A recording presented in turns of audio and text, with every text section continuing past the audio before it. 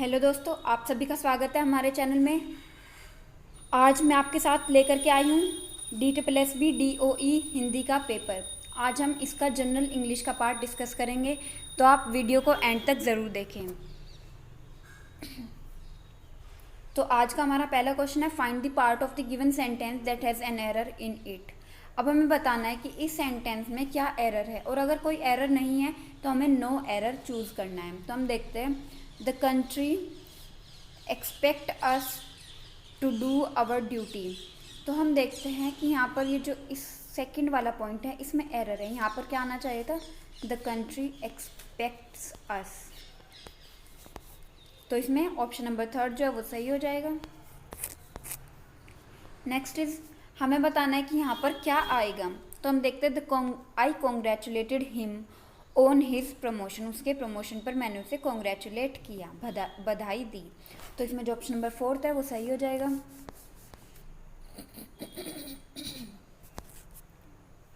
अब हमें इन चारों जो पॉइंट दिए हुए हैं PQRS, इन सबको करेक्ट ऑर्डर में रीअरेंज करना है। तो हम देखते हैं वो किस प्रकार से होंगे।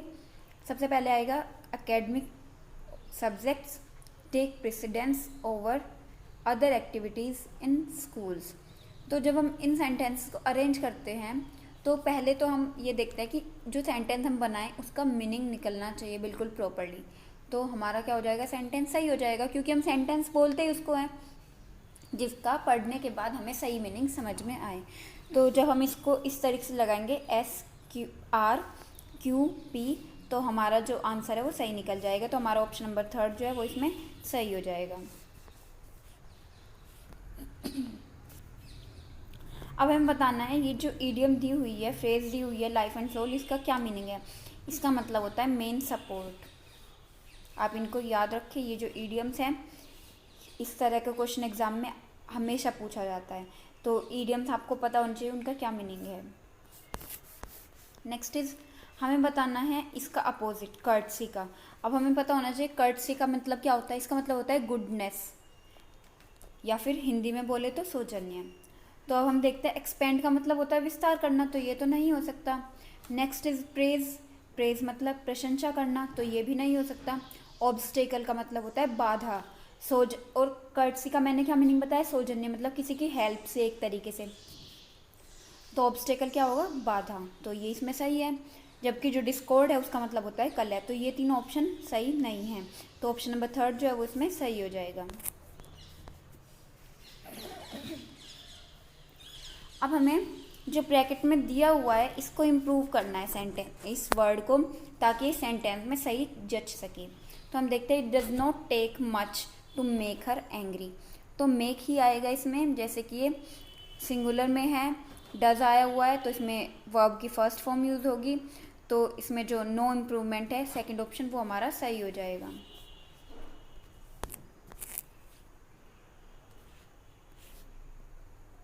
In the following question, out of the given 4 alternatives, select the alternative which best expresses the meaning of the idiom or phrase. हमें इस फ्रेज का मीनिंग बताना है, हेड ओवर हील्स।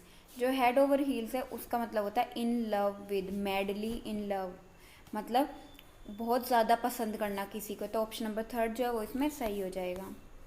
अब हमें यहाँ पर चूज़ करना है कि यहाँ पर क्या आएगा। Flowers enhance the beauty of our surroundings. जो है फ्लावर्स जो हैं वो हमारे सराउंडिंग की ब्यूटी को बढ़ा देते हैं। तो इसमें ऑप्शन नंबर 2 जो है वो हमारा सही हो जाएगा। अब हमें अपोजिट ढूंढना है स्पिरिचुअल का। तो इसके लिए हमें क्या पता होना चाहिए, स्पिरिचुअल का मतलब क्या होता है, आध्यात्मिक। तो एक तरीके से ये क्या हुआ, मतलब आत्मा से जुड़ा हुआ ना ये, वरना तो लीगल तो कानूनी हो गया, ये नहीं हो सकता। अर्थली हो गया हमारा सांसारिक, जो बॉडीली है वो शारीरिक है। तो ये क्या होगा, इसका अपोजिट होगा, ये आध्यात्मिक हो गया और ये शरीर से रिलेटेड हो गया, शारीरिक हो गया। जबकि जो कर्नल होता है वो होता है कामुक। तो इसमें जो ऑप्शन नंबर 3 है वो सही हो जाएगा हमारा। अब हम नेक्स्ट देखते हैं, in the given question 4 words are given. हमें देखना है कि इन चारों में से किसकी स्पेलिंग सही है। तो आपको बस एम्बेसडर की स्पेलिंग पता होनी चाहिए और ये क्वेश्चन आपका सिंपली हो जाएगा। तो ये जो स्पेलिंग्स वगैरह हैं इसके लिए आप इंग्लिश की बुक्स पढ़े, न्यूज़पेपर पढ़े, इंग्लिश न्यूज़ सुने, उन सबसे आपकी जो इंग्लिश है वो अच्छी हो सकती है। तो इसमें जो ऑप्शन नंबर फर्स्ट है AMBASSADOR, ये जो स्पेलिंग है ये एम्बेसडर की बिल्कुल सही होती है, तो इसमें ऑप्शन नंबर ए जो है वो सही हो जाएगा। नेक्स्ट हमें बताना है इस ब्रैकेटेड पार्ट को अगर हम इम्प्रूव करें तो क्या आएगा। The teacher agreed to answer all the question, जो टीचर है उसने सहमति जताई सभी क्वेश्चन के आंसर देने की, तो इसमें ऑप्शन नंबर फोर्थ जो है वो सही हो जाएगा। ये पास्ट में होगा sentence. In the given question 4 words are given, ये भी सेम टू सेम है कि यहाँ पर 4 शब्द दिए हुए हैं, हमें बताना है कि बेनिफिशियल की स्पेलिंग क्या होती है, तो इसके लिए भी आपको स्पेलिंग्स की ज्ञान होना चाहिए। तो बेनिफिशियल की स्पेलिंग जो फोर्थ ऑप्शन में है वो सही होगी यहाँ पर। अब हमें इनको करेक्ट ऑर्डर में अरेंज करना है, तो ये किस तरीके से होगा। She had high fever and she laid motionless on her bed, तो इसमें जो ऑप्शन नंबर फोर्थ है SPRQ ये सही हो जाएगा। अब हमें बताना है कि इसको अगर हम इस पूरे सेंटेंस को सब्सटीट्यूट करें तो वो कौन सा वर्ड बन जाएगा। A person who sells and arranges cut flowers, एक इंसान जो कि फूल बेचता है और उनको काटता है, अरेंज करता है, तो उसको क्या बोलते हैं, फूल वाला, तो इंग्लिश में उसको क्या बोलते हैं, फ्लोरिस्ट, ऑप्शन नंबर फोर्थ। अब हमें यहाँ पर एरर चूज करनी है, तो हम देखते हैं कहाँ पर है एरर।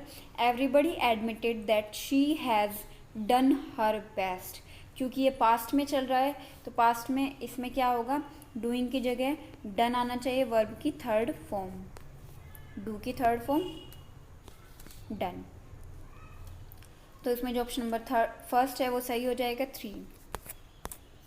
अब हमारे पास यहाँ पर एक कॉम्प्रिहेंशन दिया हुआ है, मैं यहाँ पर इसको पूरा नहीं पढ़ूंगी, छोटा सा पैराग्राफ है, आप इसको पढ़ लीजिएगा वीडियो को पॉज करके।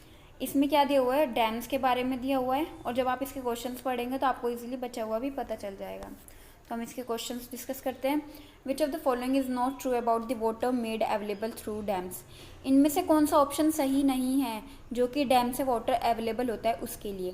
तो हम देखते हैं इसके option. The water so generated is mainly use in agriculture, use होता है तो ये तो सही होगा। The government give subsidy to the farmer due to high cost of water from the dams, ये भी सही है। The water made available through dams has high cost associated with it, ये भी सही है। The water so generated is mainly use in washing, ये mainly washing में यूज़ नहीं होता है जबकि एग्रीकल्चर में होता है, ये साफ साफ पैराग्राफ में लिखा हुआ है, तो इसमें जो ऑप्शन नंबर फोर्थ है वो सही हो जाएगा हमारा। ये सेम पैराग्राफ है, आपको दोबारा पढ़ने की ज़रूरत नहीं है, बस इसके क्वेश्चंस करें। Which of the following have been mentioned as disadvantages of dams, dams की डिसएडवांटेजेस इनमें से कौन सी है, तो वो है displacement of people on a large scale and ecological imbalance due to restriction on the natural flow of river, कि जो लोग हैं जिस जगह पर डैम बनेगा वहाँ से लोगों को हटा दिया जाता है और इस वजह से जो नेचुरल फ्लो है रिवर का उसको भी रोक देता है जैसे कि डैम में, तो ये भी इकोलॉजिकल इम्बेलेंस को बढ़ावा देता है।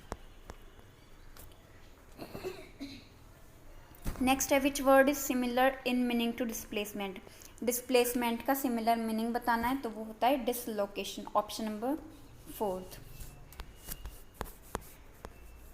What is the thematic centre of the passage, thematic centre बताना है तो वो है dams have proven to be bane rather than boon in the long run, option number first. आज का हमारा आखिरी सवाल, which of the following statement is true, अब हमें बताना है कौन सा स्टेटमेंट ट्रू है। आप इन चारों ऑप्शन को पढ़ ले, मैं सिर्फ जो आंसर सही है वो बता रही हूँ। The diversion of reverse will involve displacement of people on a colossal scale, option number second जो है वो इसमें सही है।